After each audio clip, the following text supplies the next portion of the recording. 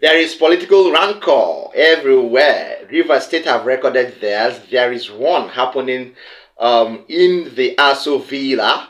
Yes, there is no place politically in Nigeria that you wouldn't be able to record rancor, at least before the year runs out.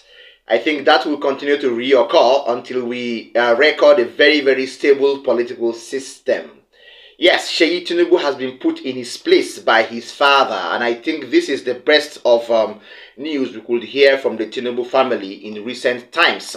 What has it done? Seyi Tinubu has been caught up in a fight with Bola Ahmed Tinubu's chief security officer over some business deals.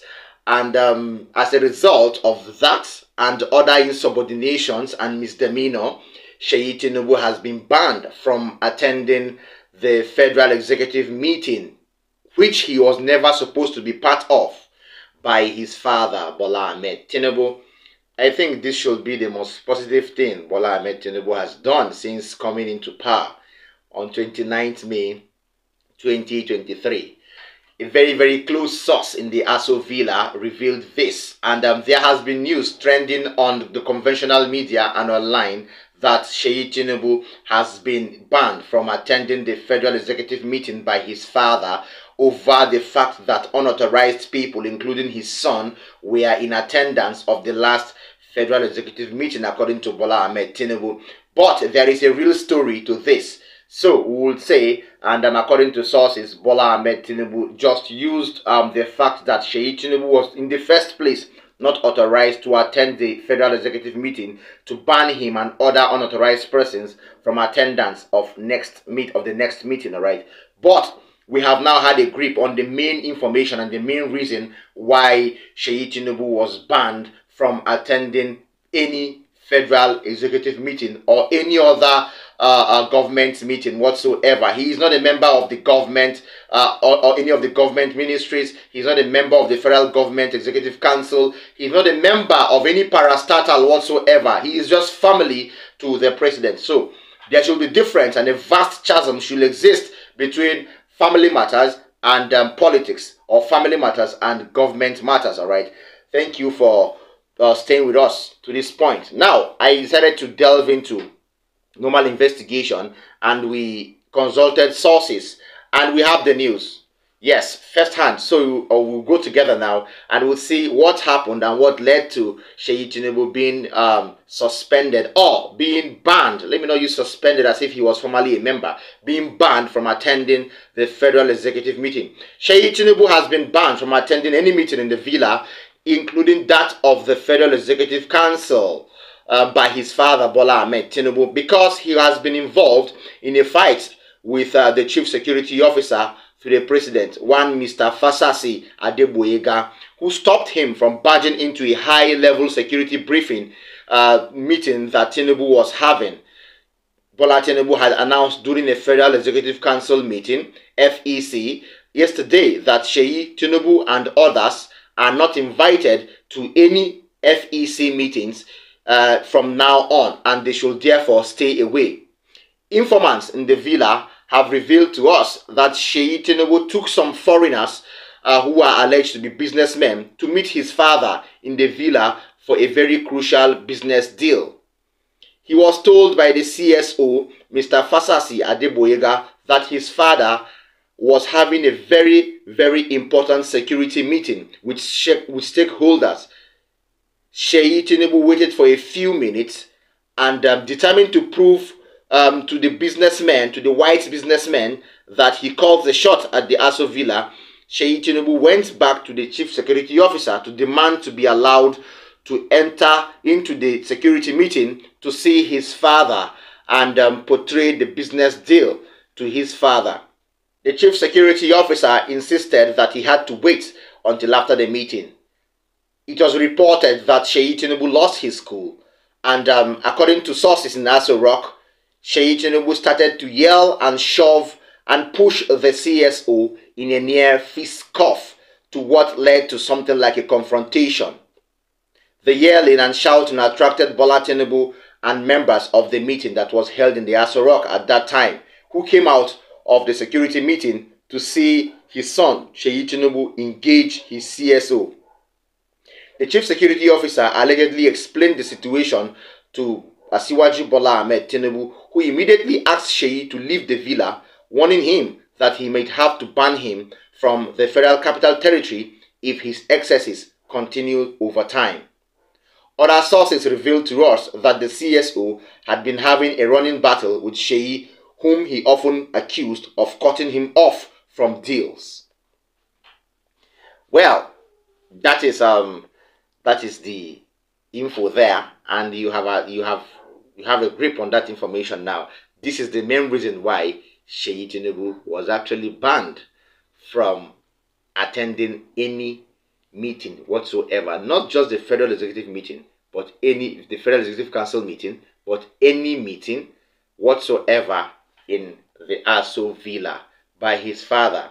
I will repeat, this should be one of the remarkable things that Bola Tinubu has done, because I believe so well that if he can suspend or if he can ban his son from the FCT generally or from the Aso Villa, that means he's beginning to get sense. He's beginning to make sure family is differentiated from governance. And this is a positive for me in his government. Well, I will go to the next update without wasting much of your time. His Royal Highness Anabs Sara-Igbe, the National Coordinator, South-South Leadership Forum, has reacted on the controversy between Nyesom Wike, former governor of Rivers State, now FCT Minister, and Sim Fubara, the present governor of Rivers State. His Royal Highness felt that Wike is being somewhat greedy by trying to control Rivers State and the Federal Capital Territory at the same time. More revelations that you and I don't know about the controversy between these two people has been revealed or has been made very, very available by His Royal Highness Anabs Sara-Igbe. Please stay tuned for this respectable monarch who actually has a grip on the information and controversy between Wike and Fubara. Well, thank you very much. I don't need to disagree with him. I need to agree that there should be peace and matters should be resolved. But yesterday was like a liberation for Rivers State. God himself liberated Rivers State yesterday. The people of Rivers State vehemently condemn the action of the former governor and his cohorts. What they did yesterday is what we call a mutiny or perfidy or coup. They plotted a coup against the people of Rivers State. They plotted a coup against the governor. And it is very sad that this is a governor brought by the former governor himself. And so the people of Rivers State are happy in the sense that the former governor was like a lame dog, the governor. The present governor was like a lame dog governor, while the former governor still preside over the affairs of Rivers State. The governor decide who should come to government house. The former governor decide who should come and who should not come. And today, we have all seen that peace will come, but then the governor should take charge of his government. A situation where you're a governor, somebody decides how you manage the resources of the state, having served for his own tenure. Somebody would be the one to cook the food, somebody would be the one to share it. That process is not allowed by our constitution. The constitution empowers the present governor to run the affairs of the state. The governor has no say in the past. The former governor is the one who decides what happens to the fake money. The former governor is the one who decides what happens to the internally generated revenue. The former governor will tell the governor not to travel. The governor must take permission from the former governor for every step. And this boy has been so loyal and has been doing everything the man asks him to do. A situation where you appoint 16 commissioners, the present governor can only nominate one, while the former governor will appoint 15. It's not done in any society. A situation where you have more than 17 advisors and all of them were decided by the former governor. A situation where the former governor decides who becomes the speaker, who becomes the majority leader, and who are the officers of the house. a situation where the former governor would decide who should be the CSO or who should do the security aid to the governor. The governor was caged, and to an extent the state was caged, because whatever the former governor wants is what happens. The former governor controls Abuja, and he also wants to control Rivers State. And the present governor asked just a few things. Allow me to run the government. I am the one elected. Even though you supported me, even though you brought me, let me run the government. And they say no. And before now, some of us have asked this governor, the former governor, to let the governor be, the present governor be. Let him be the one to run the state. But it went into a deaf ear, and the former governor don't want to hear that. And when they saw that the boy was now resisting, he decided to impeach, started with impeachment. And that impeachment, we thank God, it did not succeed. He knows how he twist the assembly members, but by the grace of God, they realized themselves within a few hours and impeached the speaker and some of the other house officers and elected the former majority leader as a speaker. That is a good development for the state. We also be grateful to God that the governor is realizing himself, and at least he has been able to dissolve the executive council. I will appeal that this time he will appoint people of impeccable character and people who have the state at heart, not people who take directives from other people. I think the security attacked him yesterday, and the attack on the governor is an attack on the state. When you pour water on the governor, you pour water on the state. When you shoot at the governor, you shoot at the state. But these are preliminaries when you talk of mutiny. Anytime there's mutiny, the usual thing happens. And Rivers people are willing to support the governor, and that was why they came in their numbers to say no. And so we are happy that we are getting a new development. We are not against him reconciling with Wike or anybody, but he must take charge of the government of Rivers State. He must decide what happens to the government of Rivers State, because he will be accountable. He will be held accountable after his tenure or even within his tenure. And we hope the former governor will realize himself quickly, because he has brought the karma upon himself. You know what happens between him and his predecessor? And this boy was trying to avoid it, but he refused. He has brought the karma upon himself by trying to forcefully remove the elected governor. So we are happy, we have gotten independence, the governor has gotten independence, and we move on. And we believe that this governor will do better, because you cannot out-twist him. You have, before you leave office, you have given contract that he will be paying for the next 3 years. So he will not have time to say, where is my project? Tomorrow they will say you are the only best governor, and he's not a governor, he did nothing. Right. But God has liberated him, God has liberated the state, and we believe the present governor will look at the errors of the former governor and develop the state in a way that everybody will be happy. Right.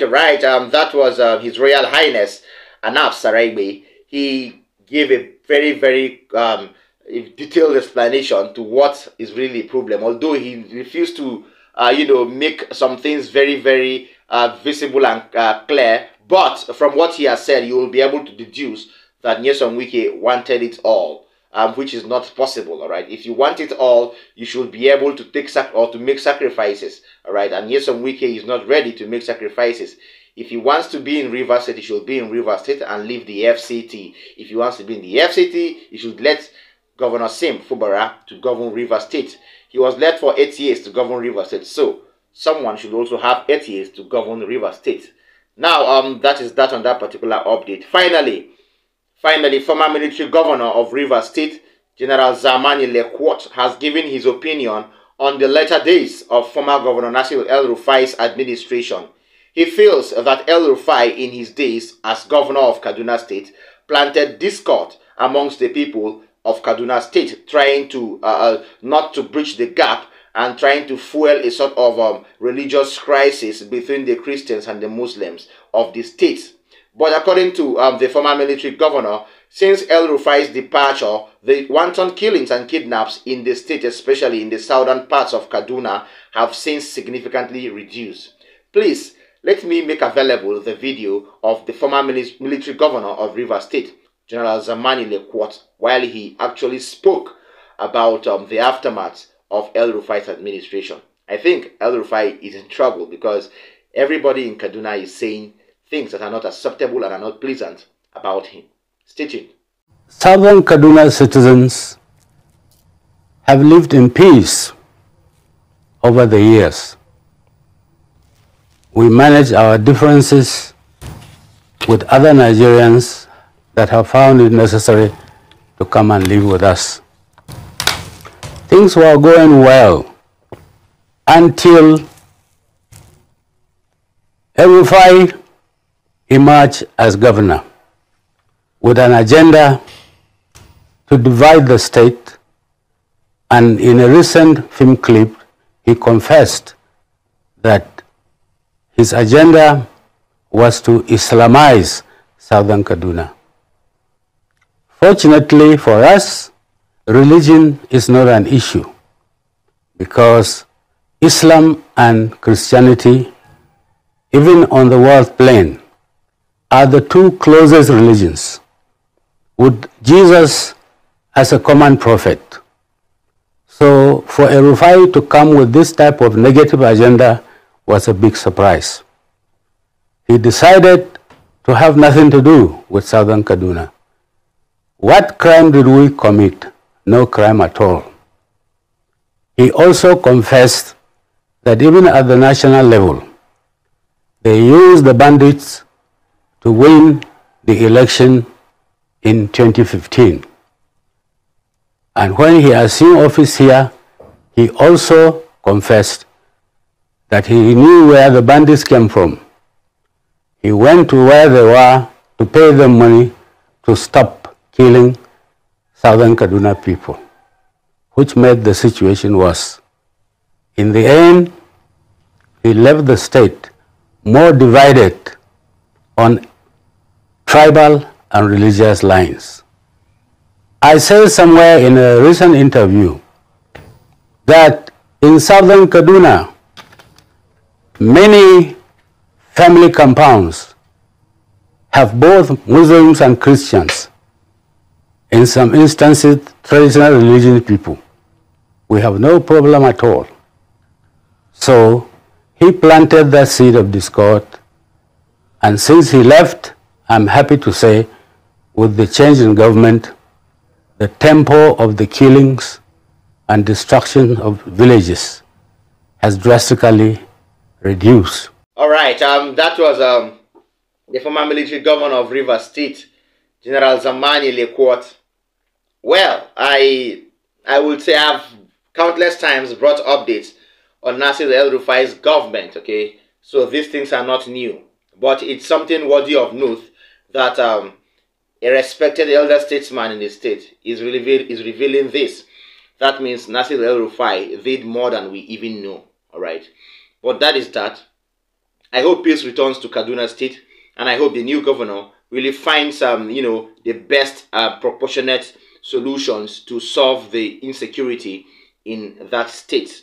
If he does solve the insecurity in Kaduna State, that means he has actually solved part of the insecurity in the north central and in the northern part, in the northern part of Nigeria. Thank you so much for staying with us. Don't forget to like our videos. Don't forget to share them. Don't forget to drop a comment for us in the comment section. If you're watching me for the first time, tap the subscribe button as well as the notification bell so that anytime I drop a new content, you will be amongst the first people to know. See you next time. Bye.